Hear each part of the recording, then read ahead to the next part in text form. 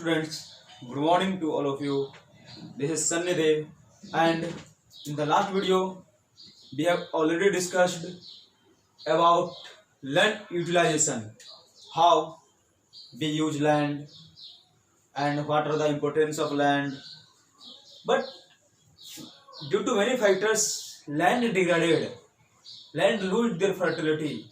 So in this topic we discussed about land degradation. In this topic we have discussed land degradation, land degradation and conservation. कि क्या क्या इस topic में discuss करना है कि लैंड डिग्रेडेशन क्या है और कंजर्वेशन क्या है, क्यों है, कैसे है, ये टॉपिक आज डिस्कस करेंगे। तो ये लैंड डिग्रेडेशन क्या है, कहता है कि लैंड डिग्रेडेशन का मतलब है रिमूवल। लैंड डिग्रेडेशन का मतलब होता है कि the process by which land lose their fertility is called land degradation. Simple सी बात याद रखना है कि लैंड डिग्रेडेशन का मतलब क्या होता है कि the process that which the land becomes unfit, land becomes unfit, process by which land becomes unfit for cultivation। उसको क्या बोलते हैं कि process by which land becomes unfit for cultivation, कि वो प्रोसेस जिसके द्वारा लैंड क्या होता है, अनफिट हो जाता है फर्टिलाइजेशन के लिए। लेकिन जो फर्टिलिटी है वो क्या होती है, कल्टीवेशन के लिए फर्टिलिटी लूज हो जाती है, उसको बोलते हैं लैंड डिग्रेडेशन। यानी कि लैंड का फर्टिलिटी खत्म हो जाना, लेस फर्टाइल हो जाना, उसको क्या बोलते हैं, प्रोसेस जो होता है उसी प्रोसेस को लैंड डिग्रेडेशन बोलते हैं। कि किसी लैंड का फर्टिलिटी बहुत ज्यादा है, वहां पर क्रॉप प्रोडक्शन बहुत अच्छा हो रहा है, लेकिन जब इसकी फर्टिलिटी लूज कर जाएगी तो फिर वो क्या होगा, वो लैंड डिग्रेडेशन कहलाएगा। लैंड डिग्रेडेशन और सॉइल इरोजन दो टर्म है। सॉइल इरोजन में क्या होता है कि रिमूवल ऑफ सॉइल हो जाता है, जो अपर लेयर है, फर्टाइल प्लेन है, वो रिमूव कर जाता है। लेकिन लैंड डिग्रेडेशन में फर्टाइल प्लेन रिमूव कर भी सकता है और नहीं भी कर सकता है। ये जरूरी नहीं है कि जो लैंड डिग्रेडेशन है उसमें लैंड क्या हो जाए, रिमूव कर जाए, लेकिन इसमें हाँ फर्टिलिटी घट जाती है, फर्टिलिटी क्या होती है, घट जाती है। क्लियर। तो अब बात करते हैं कि अभी जो प्रेजेंट टाइम में है वो 162 मिलियन हेक्टेयर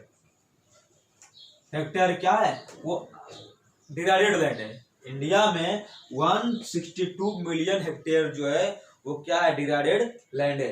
क्लियर। अब इसके डिग्रेडेशन में कई सारे एक्टिविटीज है, ह्यूमन एक्टिविटीज है और साथ ही साथ में नेचुरल एक्टिविटीज भी है। और ह्यूमन एक्टिविटीज में कौन कौन आते हैं और नेचुरल एक्टिविटीज में कौन कौन से आते हैं, इसके बाद तो नेचुरल एक्टिविटीज में ऑलरेडी जानते हैं, जैसे हो गया विंड, जैसे हो गया वाटर, ये सब मेन एजेंट हो गया। विंड के कारण क्या होता है कि जो अपर फर्टाइल प्लेन है वो एक जगह से दूसरी जगह मूव कर जाता है, तो उसमें क्या होगा, लैंड डिग्रेडेड हो जाएगा। क्लियर। सॉइल किस तरह से मतलब कि जो बह करके चले जाता है, जैसे वाटर हो गया, तो वाटर का फ्लो, जो बहाव है पानी का, वो तेज है, तो तेज फ्लो होने के कारण वाटर के जो साथ साथ में जो अपर लेयर है सॉइल का, वो क्या होता है, वो इरोडेड हो जाता है, कट करके दूसरी जगह चला जाता है। तो इस कंडीशन में भी क्या होता है कि वो लैंड अनफर्टाइल हो जाते हैं, ये हो गया।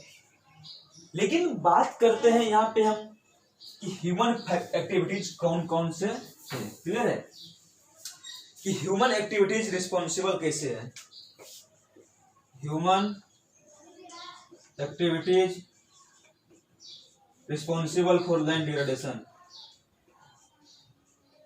Responsible for land degradation. Degradation का मतलब खत्म होना। अब ये कौन कौन से ह्यूमन एक्टिविटीज की बात करते हैं तो सबसे पहले लेते हैं mining and enquiring. Mining and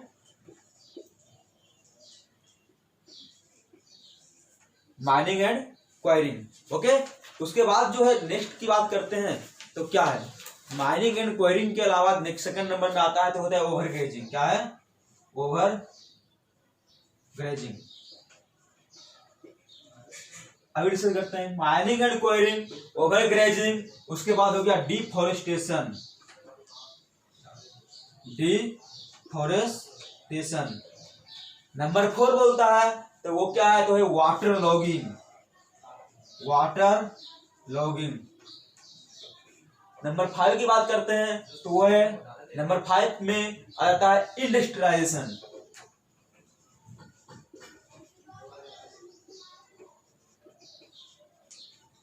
clear. अब देखिए क्या होता है कि सबसे पहला नाम आया माइनिंग एंड क्वायरिंग। अब इससे क्या फायदा है, क्या होगा, इससे कैसे होगा लैंड डिग्रेडेशन। तो हम लोग देखते हैं कि माइनिंग के दौरान क्या होता है कि जो भी मटेरियल बाहर निकालते हैं, यानी कि जो माइंस से इन जो मिनरल्स है वो क्या करते हैं, बाहर निकालते हैं, यानी कि एक्सकैवेशन जो होता है, एक्सकैवेशन में होता है, खुदाई करते हैं और खुदाई करने के बाद मिनरल निकालते हैं, उस खुदाई को फिर क्या करते हैं, उसको हम वैसे ही छोड़ देते हैं। जब वैसे ही छोड़ देंगे तो क्या होगा कि उसके अलावा क्या होता है कि साथ में जो भी बहुत सारे अनवांटेड थिंग्स होते हैं जो क्या करते हैं कि माइनिंग करने के बाद उसको क्या करता है, जहां तहां हम छोड़ देते हैं। इससे क्या होता है कि वहां का जो तेज आंधी या धूप चलता है, जब तेज आंधी के कारण क्या होता है कि तेज हवा के कारण जो विंड होता है, विंड मूवमेंट, अब कोई भी चीज जैसे हम यहाँ पर निकाले, मान लीजिए यहाँ पर कोई चीज निकाले, इसको ऐसे ही छोड़ दिए, तो तेज हवा चलने के बाद क्या होगा, ये उड़ करके दूसरी जगह पहुंच जाएगा। सेम कंडीशन है कि माइनिंग के बाद क्या होता है कि जो माइनिंग के बाद जो डस्ट पार्टिकल बच जाते हैं, अनवांटेड पदार्थ बच जाते हैं, वो क्या होते हैं, उसको वैसे ही छोड़ देता है लोग। तो वैसे कंडीशन में क्या होगा कि वो हवा के साथ, तेज हवा के साथ एक जगह से मूव कर जाते हैं दूसरे जगह पे। तो वहां पे मूव करने के बाद क्या होता है कि आसपास के जो एरिया है उसके लैंड के ऊपर एक लेयर बन जाता है। तो ये अनवांटेड पदार्थ लेयर बन जाने के कारण जो वहां की लैंड है, लैंड की फर्टिलिटी को क्या करता है, कम कर देता है। तो इस प्रकार से क्या होता है कि माइनिंग लैंड डिग्रेडेशन में एक इंपॉर्टेंट फैक्टर है। ओवर ग्रेजिंग, ये क्या होता है, कैसे इफेक्ट करता है कि एक ही जमीन पे बार बार जानवरों को चराना ओवर ग्रेजिंग कहलाता है। उससे क्या होता है कि मान लीजिए कि क्या है, ये ग्रासेस है, ये क्या है, ग्रासेस, ये ग्रासेस है। यहाँ पे हम एनिमल्स को, कैटल्स को चराने के लिए ले गए, क्लियर। अब चराने के लिए ले गए तो क्या, जानवर अपने जो है दांतों से इसको कट करेगा। अब चरने के लिए ले गए तो यहाँ तक जानवर चढ़ गया, क्या हो गया, एक बार में चढ़ गया। फिर दूसरा बार इसी लैंड में चराने के लिए ले गए, फिर इस बार चराने के लिए गए तो यहाँ तक क्या होगा, चढ़ गया। तीसरी बार लैंड में ले गए चराने के लिए फिर से इसी जगह पे। तो क्या ऐसे कंडीशन में ये अब क्या होगा कि जानवरों के मुंह से क्या होता है कि कैसे, ऐसा नहीं है ना कि उसको हम रहने देते हैं और कैंची से काट के खिला देते हैं, नहीं। जानवर क्या करता है कि जानवर जब मुंह लगाता है उसमें तो क्या होता है कि दांत से जब काटता है ग्रासेस को तो क्या होता है कि फोर्स से जो इसका रूट से वो मिट्टी से बंधा हुआ होता है। तो मिट्टी से बंधा हुआ होता है तो क्या होता है, उखड़ता नहीं है। लेकिन जब ये छोटा हो जाएगा, नहीं कोई चीज है, अब मान लीजिए कोई चीज है कि कोई धागा का लिए हम, क्या हुआ कि बड़ा धागा है तो उसको तोड़ना आसान है। एक हम छोटा सा स्टिक लेते हैं, वुड स्टिक लिए, अब क्या है कि बड़ा है तो आराम से उसको बीच से ऐसे करके ब्रेक कर देते हैं। लेकिन इतने छोटे को पाइप भी लेते हैं तो क्या होता है, प्लास्टिक की तरह क्या होता है, पूरा कर्व हो जाता है। ये छोटे लेने के बाद ये कर्व होगा आसानी से नहीं, फोर्स क्या होता है, ज्यादा लेना पड़ेगा। ऐसे करेंगे तो या तो इधर से निकल जाएगा, ऐसे यहाँ पर है, इसको हम खींचे, क्या हो गया, टूटने बजाय ये निकल गया। सेम कंडीशन में क्या होता है कि जब जानवर इसको जब दांत के पास दबाते हैं तो ये क्या होता है, ये जमीन से बाहर आ जाता है। ऐसे कंडीशन में क्या होगा कि जमीन से जब बाहर आ जाएगा तो यहाँ को जमीन जो रोकड़ा हो जाता है वो क्या होता है कि जब तेज आंधी आता है तो ये तो निकल गया जमीन से। लेकिन जब तेज आंधी में ये क्या होता है कि यहाँ से मूव कर जाता है, डस्ट के रूप में यहाँ से मूव कर जाता है। तो ये फर्टाइल का अपर प्लेन क्या हो गया, मूव कर गया। तो इसको हम बोलते हैं क्या, लैंड डिग्रेडेशन हो गया। तो ओवर ग्रेजिंग के कारण भी लैंड डिग्रेडेशन होता है। अब डिफॉरेस्टेशन यानी कि जो केयरलेस मैनेजमेंट ऑफ फॉरेस्टेशन है। अब लगातार क्या होता है कि अंधाधुंध एक लार्ज स्केल पे कटिंग ऑफ द ट्री जो हो रहा है उसको बोलते हैं डिफॉरेस्टेशन। अब फॉरेस्ट लगाने के बजाय फॉरेस्ट को पूरा सफाई कर रहे हैं। तो डिफॉरेस्टेशन के दौरान क्या होता है कि जो ट्री होते हैं कि ट्री जो है वाटर फ्लो को कंट्रोल करते हैं। क्लियर? एक तो ट्री के कारण ह्यूमस लीव्स गिरते हैं, उससे ह्यूमस बनता है, उससे ऊपर का लैंड फर्टाइल होते हैं। एक बात तो ये होता है ट्री नहीं रहेगा तो ह्यूमस नहीं बनेगा। दूसरी बात कि जो ट्री का रूट्स होता है वो क्या करता है कि सॉइल को बाइंड अप करके रखता है, सॉइल को बाइंड अप करके रखता है। लेकिन जब ट्री नहीं रहेगा तो फिर सॉइल बाइंड अप रहेगा नहीं, और क्या होगा वाटर के साथ वो बह जाएगा, ब्लो कर जाएगा। तो उस कंडीशन में फर्टाइल प्लेन बह जाएगा वाटर के साथ और मिट्टी इरोजन हो जाएगा, सॉइल का इरोजन हो जाएगा। तो उसमें क्या होगा कि फर्टाइल प्लेन चला जाएगा, फर्टिलिटी घट जाएगी। फिर ऊपर वाटर लॉगिंग। और हाँ एक चीज और बताते चलते साथ में, एग्जामिनेशन में अक्सर क्वेश्चन आता है जैसे माइनिंग एंड क्वेरिंग, ये मेनली किस स्टेट में होगा? तो ये होगा झारखंड, उड़ीसा, छत्तीसगढ़, मध्य प्रदेश, ये सब छत्तीसगढ़, आंध्र प्रदेश, कर्नाटका, ये सब मेन रीजन है जहां पे माइनिंग एंड क्वेरिंग। एग्जामिनेशन में क्वेश्चन आता है कि what are the human activities responsible for the degradation, name states of against each of them. इसमें से अगेंस्ट, प्रत्येक के अगेंस्ट नेम लिखेंगे बोल। ओवर ग्रेजिंग कहाँ करते हैं? तो एमपी, छत्तीसगढ़, झारखंड, बिहार और north eastern state. Chhattisgarh, Bihar, north eastern state. फिर से मध्य प्रदेश, छत्तीसगढ़, झारखंड, बिहार और नॉर्थ ईस्टर्न हिली स्टेट, जो पहाड़ी इलाका वहीं पर जहां चलाएंगे। तो ये हो गया। डिफॉरेस्टेशन कहाँ हो रहा है? डिफॉरेस्टेशन हो रहा है बिहार में, झारखंड में हो रहा है, एमपी में हो रहा है, छत्तीसगढ़ में। तो ये सब रीजन है जहां पर क्या हो रहा है, डिफॉरेस्टेशन बहुत ज्यादा हो रहा है। वाटर लॉगिंग मतलब होता है लगातार इरिगेशन करने से। अब एक बहुत ज्यादा इरिगेशन करेंगे तो क्या होगा, वाटर लॉगिंग कर जाता है। और सैलिनिटी और जो अल्कलाइन की मात्रा है और साल्ट की मात्रा है सॉइल में बढ़ जाता है अधिक इरिगेशन करने का, तो उसकी फर्टिलिटी घट जाती है। और ये वाटर लॉगिंग का प्रोसेस कहाँ हो रहा है? तो वेस्टर्न यूपी में, पंजाब में और कहाँ पे? हरियाणा में। तो वेस्टर्न यूपी, पंजाब, हरियाणा जहां पर वाटर लॉगिंग हो रहा है। अब बात करते हैं इंडस्ट्रियलाइजेशन का। अब क्या होता है कि इंडस्ट्रीज बन रहे हैं तो इंडस्ट्रियलाइजेशन हो रहा है। तो इंडस्ट्रियलाइजेशन के दौरान क्या होता है कि उससे निकलने वाले वेस्टेज को, इंडस्ट्रियलाइजेशन से निकलने वाले वेस्टेज को जहां तहां क्या कर रहे हैं हम लोग, इंडस्ट्रियलाइजेशन से निकलने वाले वेस्टेज को हम विदाउट ट्रीटमेंट उसको फेंक दे रहे हैं जहां तहां। तो उससे कारण जहां पर वेस्टेज को फेंकेंगे वहां पर जो लैंड डिग्रेडेड हो जाएगा, उसकी फर्टिलिटी घट जाएगी। तो इंडस्ट्रियलाइजेशन है वो कहाँ इफेक्ट डाल रहा है? तो इंडस्ट्रियलाइजेशन की बात करते हैं तो इंडस्ट्रियलाइजेशन मेन रूप से जो इफेक्ट डालने वाला स्टेट से वो कौन कौन से है?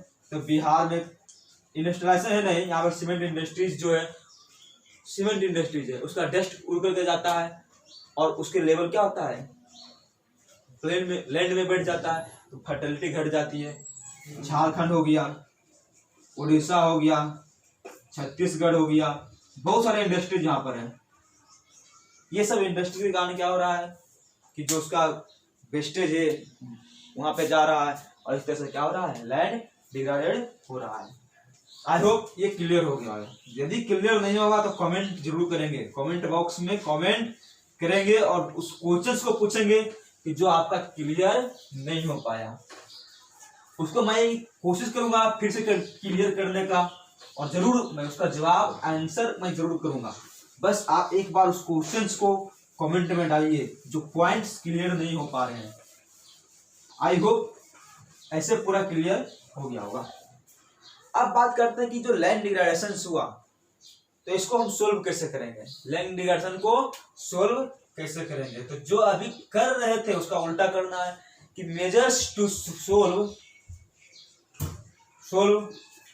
Problem of land degradation.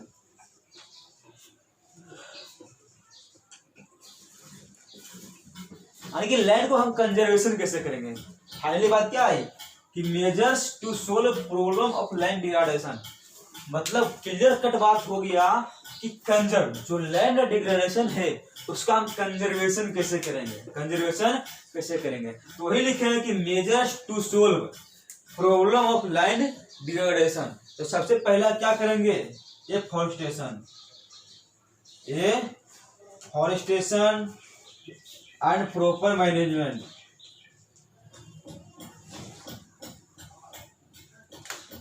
Forestation and proper management of grazing land,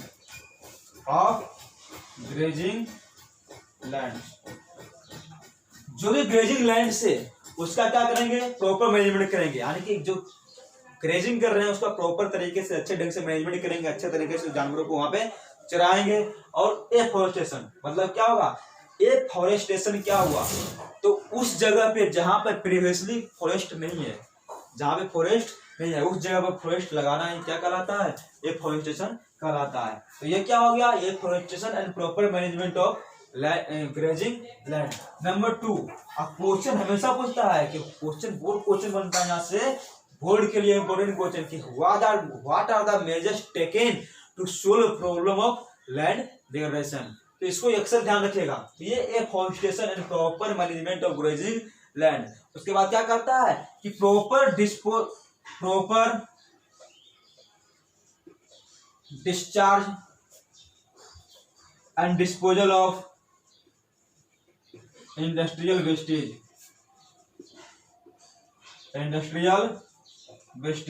जो भी इंडस्ट्रियल वेस्टेज है मानी कि उसको प्रॉपर वे में डिस्चार्ज करेंगे, और डिस्पोज करेंगे। वो भी कैसे, ऐसे नहीं कि ज्यादा फ्लो कर दिए, प्रॉपर वे में डिस्चार्ज करेंगे आफ्टर ट्रीटमेंट। जैसे क्या हो गया कि इंडस्ट्री से वेस्टेज निकले तो पहले उसको ट्रीटमेंट करेंगे, उसको प्यूरिफाई करेंगे, और प्यूरिफाई करने के बाद उसको क्या करेंगे, कहीं पे जाकर हम डंप करेंगे। क्लियर हो गया। नंबर 3 कहता है कि जो एरिड एरिया वहां क्या करेंगे, वहां पर शेल्टर करेंगे, planting of shelter belts, planting of shelter belt plant in arid areas. अब समझिए क्या होता है कि शेल्टर बेल्ट्स ऑफ प्लांट्स की बात करते हैं तो क्या है कि प्लांटिंग ऑफ शेल्टर बेल्ट जैसे एरिड एरिया, जैसे राजस्थान हो गया, एरिड एरिया है वहां पे। एरिड एरिया में मतलब सूखा जमीन, शुष्क एरिया जहां पर रेनफॉल कम होती है और वहां पर क्या होती है, तेज विंड चलती है। तो अब ये जैसे राजस्थान में क्या होता है कि तेज हवा आती है, जब आंधी चलती है तो वहां पर क्या होता है कि सॉइल इरोजन होता है बहुत ज्यादा। तो जहां पे शुष्क एरिया है, एरिड एरिया है, रेनफॉल कम होती है, प्लांट्स नहीं है, तो उस इरोजन को, उस मूवमेंट ऑफ सॉइल को कंट्रोल करने के लिए शेल्टर बेल्ट, यानी कि शेल्टर बेल्ट का मतलब क्या होता है कि पूरा एक रो प्लांट को रो वाइज लगाते हैं, कि एक रो में प्लांट को लगाए और फिर छोड़ दिया कुछ दूर तक, फिर दूसरा रो में प्लांट लगाए, इसको बोलते हैं प्लांटिंग शेल्टर बेल्ट। तो कहाँ पे, तो एरिड एरिया में प्लांटिंग करेंगे शेल्टर बेल्ट का, यानी कि रो में प्लांट्स को लगाएंगे।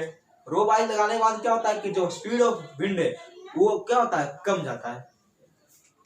क्लियर। उसके बाद 3 हो गया। नंबर 4 की बात करते हैं तो कहता है कि ओवर ग्रेजिंग जो कर रहे हैं उसको कंट्रोल करना है, कंट्रोल एंड ओवर ग्रेजिंग, कि जो ओवर ग्रेजिंग हो रहा है उसको कंट्रोल करना है, यानी कि जो भी ह्यूमन एक्टिविटीज था उस ह्यूमन एक्टिविटीज को कंट्रोल कर लेंगे, लैंड डिग्रेडेशन प्रॉब्लम सॉल्व हो जाएगा। उसके बाद कहता है stabilisation of sand dune, stabilisation of sand dune. ये सैंड ड्यून क्या होता है, stabilisation of sand dunes, stabilisation of sand dunes in desert area, यानी कि अब by growing thorny bushes, growing thorny bushes. अब देखिए क्या होता है कि सैंड ड्यून कहाँ बनेगा, डिजर्ट में। तो डिजर्ट में कोई प्लांट तो दूसरा उगेगा नहीं, ग्रो होगा दूसरा प्लांट नहीं, तो वहां पर थॉर्नी बसेस ग्रो करेंगे, और उससे जो मूवमेंट हो रहा है, सैंड ड्यून्स जो बन रहे हैं, सैंड ड्यून्स कैसे बनते हैं, क्या है सैंड ड्यून, तो कहता है कि सैंड ड्यून का मतलब क्या हो गया कि hill of sand, hill of sand, आंधी कान से बालू एक जगह जमा होकर बहुत बड़ा टीला बन जाता है हिल टाइप का, उसको बोलते हैं सैंड ड्यून। तो उस सैंड ड्यून को बनने से रोकना। यदि हम थॉर्नी बसेस ग्रो कर देंगे तो विंड मूवमेंट कम हो जाएगा, और कम होने के बाद फिर क्या होगा, सैंड ड्यून नहीं बनेगा, सैंड का मूवमेंट नहीं होगा। तो क्या होगा कि स्टेबलाइजेशन, स्टेबलाइजेशन मतलब स्टेबल कर देना, stabilisation of sand dune by growing thorny bushes. उसके बाद कहता है control on mining activities, control of mining activities. अब माइनिंग एक्टिविटीज जैसे तैसे जो कर रहे हैं, यानी केयरलेसनेस के रूप में कर रहे हैं, तो उस केयरलेसनेस को हटाना है, केयरफुली माइनिंग एक्टिविटीज करना है, और ओवर नहीं करना है, उतना ही माइनिंग एक्टिविटीज करना है जितनी की जरूरत है। यानी जो कंट्रोल, जो फालतू जो काम कर रहे हैं माइनिंग एक्टिविटीज को, उसको कंट्रोल करना है, माइनिंग एक्टिविटीज को कंट्रोल करना है। उसके बाद क्या करना है कि बेस्ट लैंड मैनेजमेंट करना है, बेस्ट लैंड मैनेजमेंट। तो लास्ट वीडियो में डिस्कस किए थे हम लोग कि बेस्ट लैंड होता क्या है। बेस्ट लैंड होता क्या है, जिस पर क्या होता है कि एग्रीकल्चर नहीं किया जाता, उसको बेस्ट लैंड बोलते हैं। तो बेस्ट लैंड को मैनेजमेंट करना, उसको किसी न किसी टेक्निक अप्लाई करके, कोई उपाय करके उस लैंड को फर्टाइल बनाना, मैनेजमेंट उसी को बोलते हैं बेस्ट लैंड मैनेजमेंट। और ये पूरा जो लैंड रिसोर्सेज था वो कंप्लीट हो चुका है। नेक्स्ट वीडियो जो आएगा ज्योग्राफी का आपका, वो रहेगा सॉइल। ये लैंड हो गया, लैंड में ही पढ़ना है soil, soil as a resource. उसके बाद पढ़ना है सॉइल इन इंडिया। ओके, और वीडियो अच्छा लगा हो तो प्लीज लाइक और चैनल्स को सब्सक्राइब करना नहीं भूलें, ताकि नेक्स्ट वीडियो आपके पास पहुंच जाए। Thank you and have a nice day.